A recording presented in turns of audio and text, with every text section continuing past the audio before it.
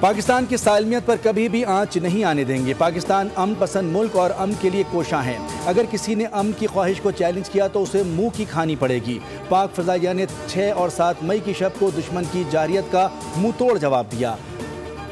10 مئی کو دشمن کے ڈیفنس سسٹم کو کامیابی سے نشانہ بنایا۔ رافیل طیاروں کی صلاحیت صفر ثابت ہوئی۔ دنیا نے فضائی طاقت کا اتنا جرأت مندانہ استعمال کبھی نہیں دیکھا۔ آپریشن بنیان مرصوص میں پاکستان نے سائبر وار فیئر میں اپنی برتری ثابت کی، دشمن کے دانت کھٹے کیے۔ Air chief marshal Zaheer Ahmed Babar Sidhu کا 2 ٹوک پیغام، کہا کہ پاک فضائیہ کا ہر جوان ملک و قوم کی حفاظت کے لیے ہمہ وقت تیار ہے۔ دشمن کو اس سے بھی زیادہ نقصان پہنچا سکتے تھے، لیکن ہم پروفیشنل فورس ہیں۔ ایکشن نپا تلا اور مؤثر ہوتا ہے۔ مارکہ حق میں پاکستان کی کامیابی کو بین الاقوامی سطح پر تسلیم کیا گیا۔ فیلڈ مارشل سید عاصم منیر نے مارکہ حق میں قائدانہ کردار ادا کیا۔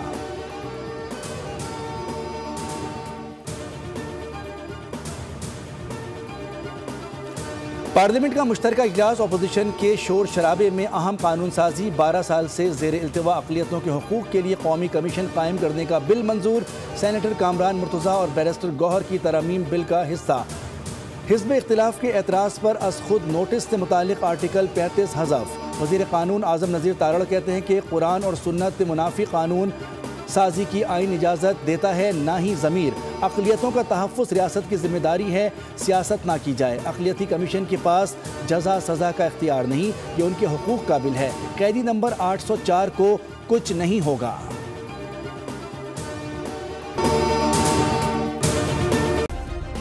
سبسکرائب کریں اور بیل دبائیں تاکہ کوئی خبر رہ نہ جائے۔